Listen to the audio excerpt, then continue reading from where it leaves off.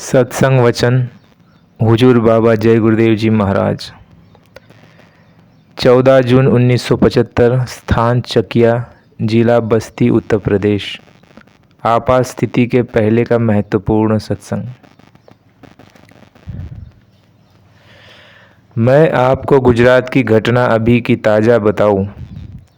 मैं जब धर्म संदेश को गुजरात में कर रहा था 1 महीने के लिए, तो लोगों ने कहा, अरे महाराज क्या धर्म संदेश देते हो, 4 साल से अकाल पड़ा हुआ है, बारिश नहीं हो रही है, तो हमको रोटी कपड़ा दीजिए और ऐसी दया कीजिए कि बारिश हो जाए।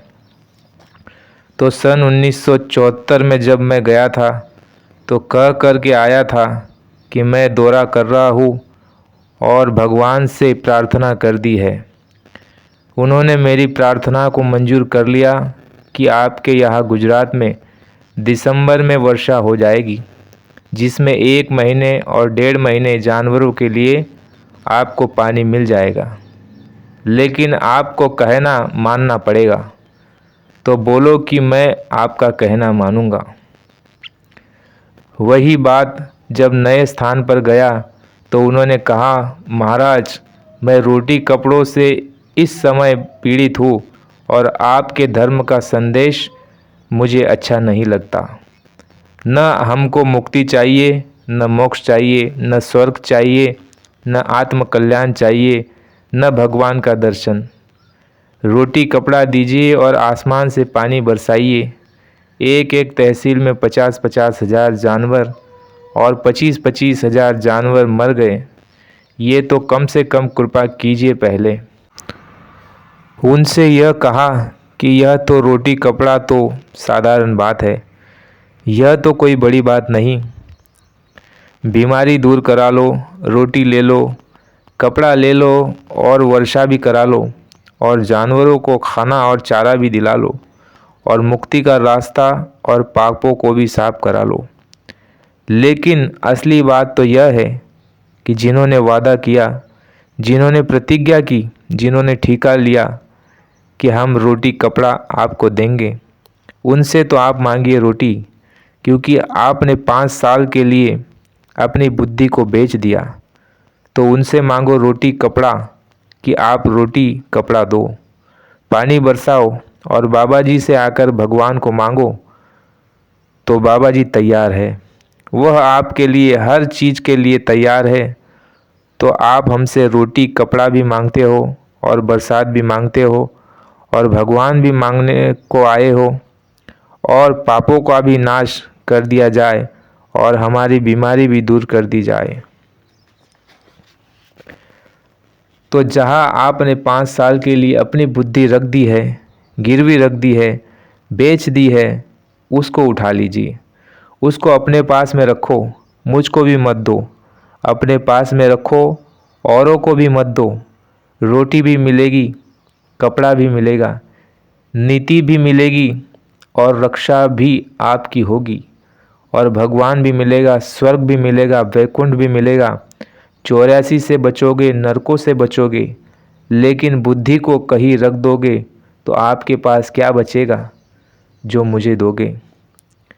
असली बात तो यह है, बुद्धि तो आपकी कहीं और रख दिया तो आप मुझे पाप भी नहीं दे सकते हो और धोखा भी नहीं दे सकते हो, दुराचार भी नहीं, क्योंकि बुद्धि तो आपने किसी और को दे दिया है। तो आपके पास तो कुछ देने को रह नहीं गया। इसलिए बुद्धि जहाँ आपने रख दी है, फिर उसके बाद बुद्धि रखो अपने पास और बुराइयों को बाबा जी को आप दीजिए। जिस बुराई को ले करके बाबा जी आपको अच्छाई दे दे।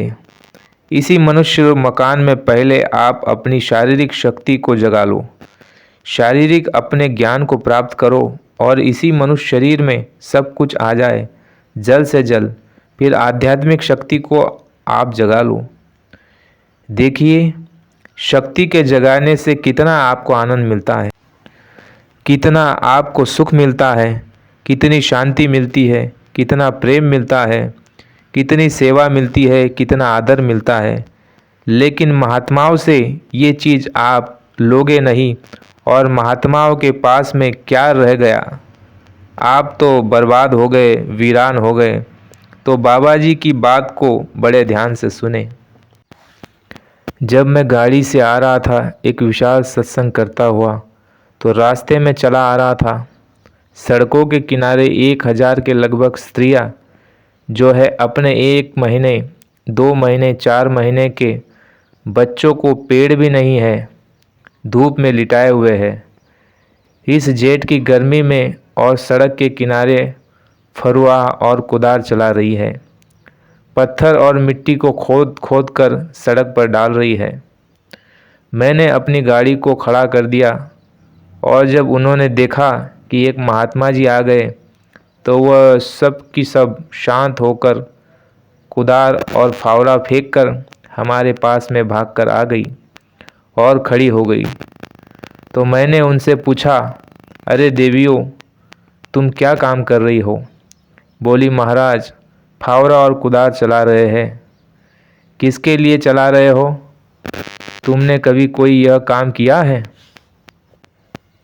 कहने लगी, मैंने कभी फावड़ा और कुदार सड़कों के किनारे नहीं चलाया, तो तुम क्यों चलाती हो? बोली, महाराज, इस पेट के भरने के लिए, इस गड्ढे को भरने के लिए हम फावड़ा और कुदार चला रहे हैं। तो मैंने पूछा, तुमको मजदूरी कितनी मिलती है?